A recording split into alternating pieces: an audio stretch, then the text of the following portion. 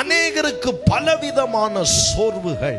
வேலையிடத்துல சோர்வு, பொருளாதார ரீதியிலே சோர்வு, குடும்ப யுத்தத்திலே சோர்வு, உறவுகளிலே சோர்வு, கணவன் மனைவியின் வாழ்க்கையிலே சோர்வு, செய்கிற தொழில்ல தான் எதிர்பார்க்கிற நன்மையை பார்க்க முடியாத பொழுது வருகிற சோர்வு, வாக்குத்தத்தங்கள் நிறைவேறாமல் தாமதமாகும் போது வரக்கூடியதான சோர்வு, சரீரத்தில் இருக்கிற சுகவீனங்கள் சுகமாகாத வரையிலும் நமக்கு வரக்கூடிய சோர்வு.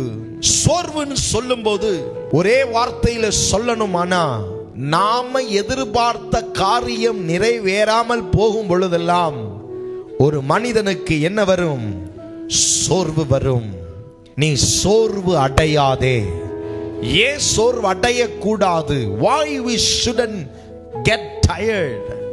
நம்முடைய ஆவி பலவீனமாகும் போது, நம்முடைய மாமிசம் சோர்வு அடையும் போது பலவிதமான தாக்கங்களுக்குள்ளாக நாம் கடந்து போகிறதை நாம் அறியாதிருக்கிறோம்.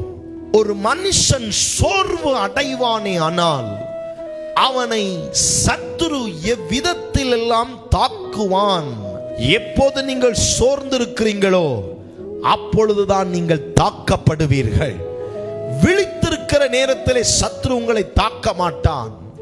நீங்கள் கவனமாயிருக்கிற நேரத்திலே சத்துரு உங்களை தாக்க மாட்டான்.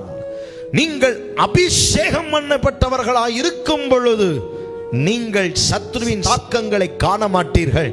But when you are tired, சோர்ந்து போய் நிற்கும் பொழுது அம்புகள் உங்களுக்கு நேராக பாயும், வார்த்தைகள் உங்களுக்கு நேராக பாயும் போது, உங்களுக்கு விரோதமான சூழ்ச்சிகள் எழும்பி கிரியை செய்யும் போது, அந்த சத்துருவினுடைய பதிவிடைகளாலே நீங்கள் பலவீனம் அடைவீர்கள்.